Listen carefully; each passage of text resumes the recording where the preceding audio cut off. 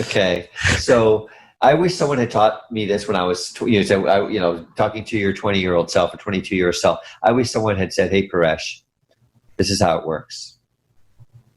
Save yourself a lot of gray hair and occurring of pain and suffering as you learn. There are 3 types of integrity. I'll draw a little thing here on the board just so you can visually follow along. And I didn't get this until I got it. And then when I got it. And now it's a question of practicing and remembering.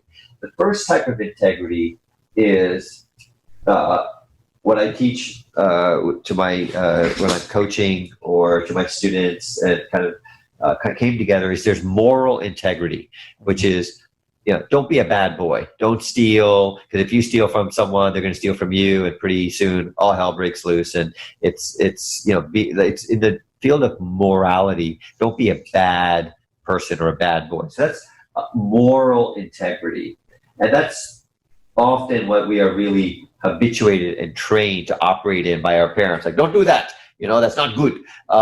And then shame often comes from that realm, but that's a different conversation. So that's, good, bad, moral integrity. The second type of integrity is integrity of relationships, which is, honoring someone, respecting someone, etc. And there's a third one, which is the integrity of word, which is what you spoke to in your word. Right. And in the realm of spiritual dope, if you'll allow me to use that word, this third one is the dope. This third one is the dope. These two are important. And the way I see things, they don't really apply as much, unless it's like in the karmic realm and things like that, as this integrity of word. So let me give you an example that will illustrate for me what kind of clicked for me. And I was like, wow, I wish I had known that way of seeing things before. So let's say that you and I have a plan to be on the podcast at 4 o'clock today on Thursday, not Friday. Right. And so I'm like, yeah, I'll be there.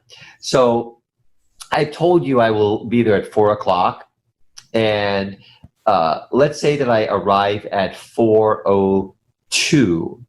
Have I violated moral integrity? Have I been a bad boy in that realm? Yeah, no. Okay, right. Yeah. Have I violated a relationship integrity, like keeping you waiting for 2 hours at a restaurant or something like that? No. Right? So in those two realms, there hasn't been any deep violation of integrity in the way that I was like raised to kind of think about integrity and being good and respecting, etc. And if I said I'll be here at 7 o'clock and I arrive at 7:02, have I been in integrity with my word? No, man, you're slightly off the mark.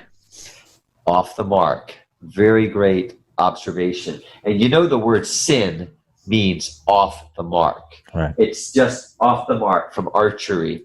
And so the moral stuff makes us feel you're a sinner, you're a bad boy. Right. Church lady Dana Carvey, it wouldn't be prudent at this moment to be lying. Mr. Shaw, we're going to tell your mother. Oh, Paresh, what did you do again? You get in trouble with the church lady? No, it's Dana Carvey doing church lady, Mom.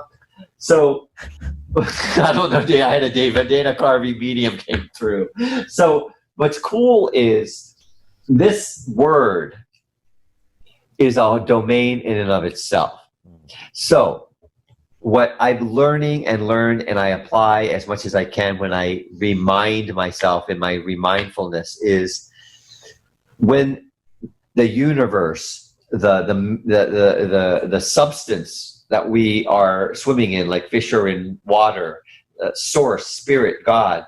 As we speak our word, if it goes, hey, Brandon, I will send you a copy of my PowerPoint tonight, and I do it. I'll be there at 4 o'clock. I'll do it. I tell my daughter, let's go to Baskin Robbins and celebrate your graduating from 7th grade tonight. Ooh. And yay! Pink bubble gum is the best flavor with those little chiclets of bubble gum. I mean, always best, good. always sure. good.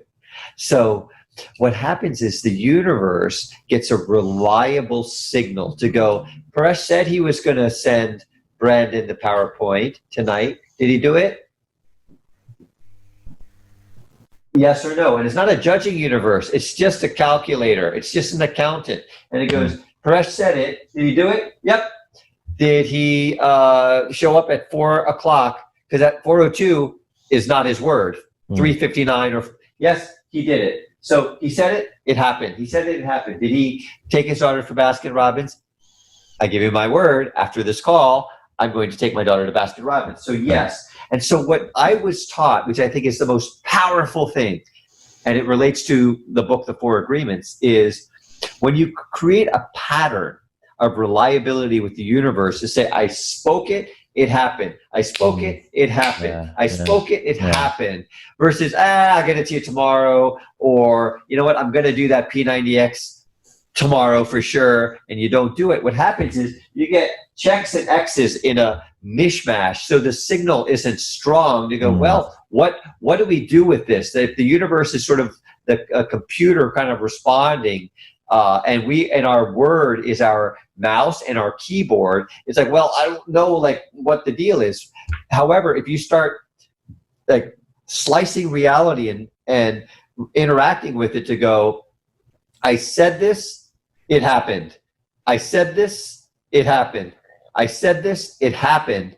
Then when you have integrity of word, you can speak it and go, I know. My friend is like, hey, meet me at the restaurant. There's going to be a horrible parking. You have to go around the block. I'm like, nope, I don't agree with that. There's going to be a parking space right in front of the restaurant that's going to open up.